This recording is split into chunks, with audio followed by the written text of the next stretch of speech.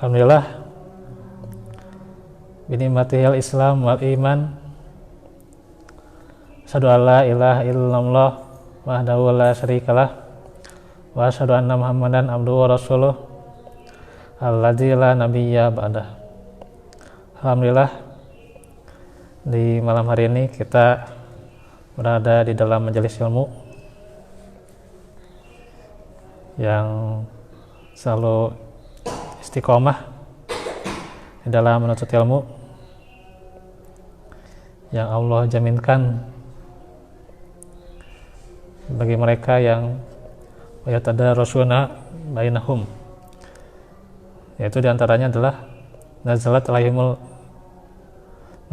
alaihimus sakinah, ya, mendapatkan ketenangan, ya, wa ghashiyatuhumur rahmah, ya, dan diliputi rahmah, ya, kasih sayang Allah. Hafathumul malaikah, dan sayap-sayap malaikat itu senantiasa menaungi mereka. Wa dzakarallahu fi man indah, dan nama-nama mereka senantiasa disebut oleh Allah di jajaran para tamu-tamu langit, ya. Jadi itu sebuah hadis yang diantaranya yang saya ingat dalam keutamaan majelis ilmu. Karena itulah dengan pahala yang besar, pahala yang megah, tentunya bukan hanya menginginkan pahala, tapi intinya adalah bagaimana keikhlasan kita untuk menggapai ilmu yang bermanfaat dan kemudian menyebarkannya, dan pula tentunya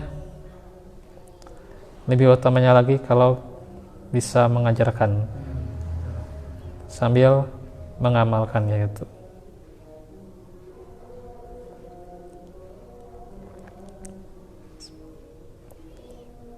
Nah, kita akan membahas pada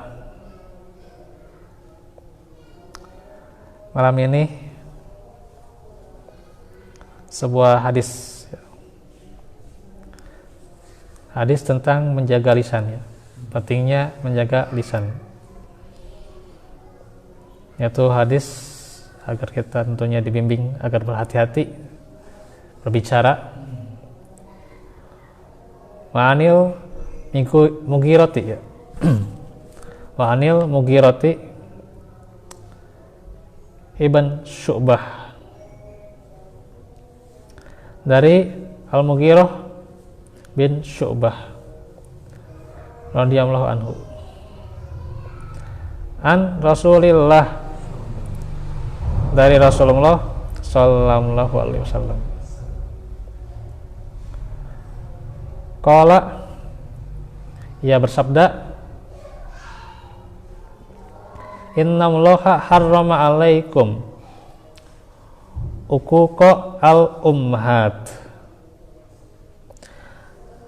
Sesungguhnya Allah telah mengharamkan kepada kalian berbuat durhaka kepada orang tua. Maksudnya ummahat ini kan ibu, ya, jamaknya dari al-ummu, ya, yaitu al-ummahat, ya. Mufradnya kan al-ummu, ya. Tapi yang dimaksud adalah tentunya bukan hanya ibu, pasti orang tua, ya, secara umum, ya. Walaupun hanya disebut ibu saja.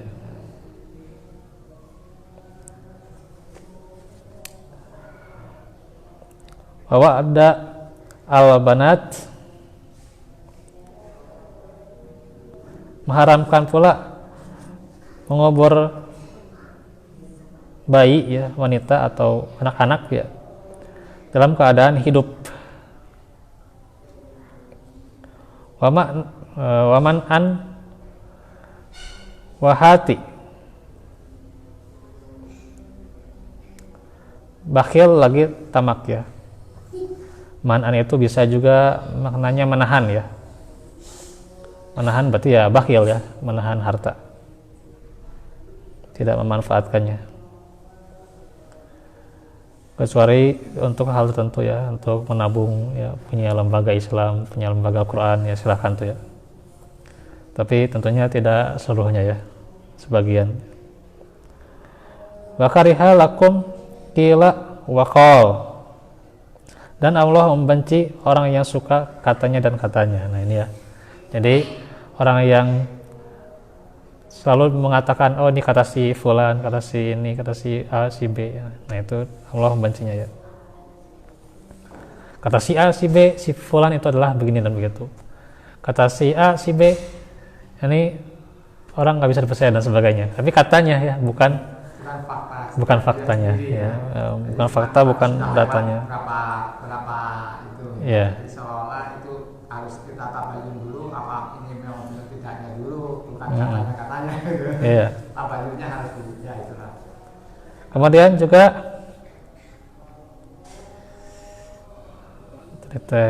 sampai lafaz qila wa qal ya.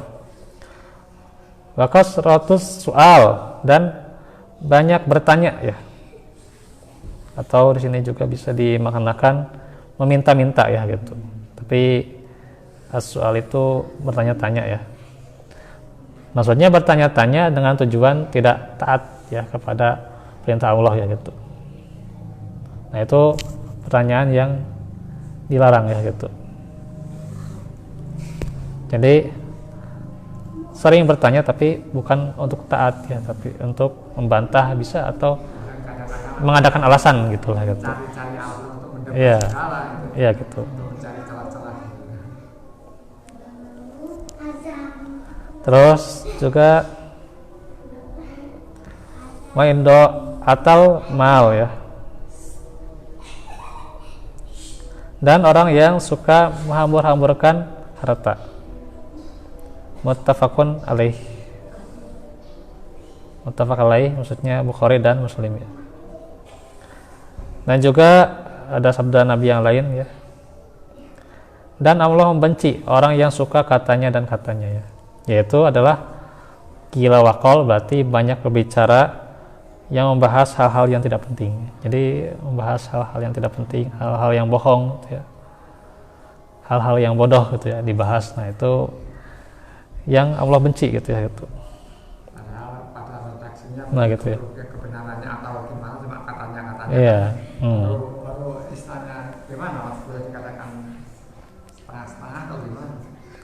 Dan turut masuk pembicaraan semua masalah orang lain ya. Jadi semua masalah orang lain dia harus tahu gitu ya, gitu. Nah ini juga akan Ingin tahu masalah orang iya. itu ya. Nah gitu. Apa seizin? Betul.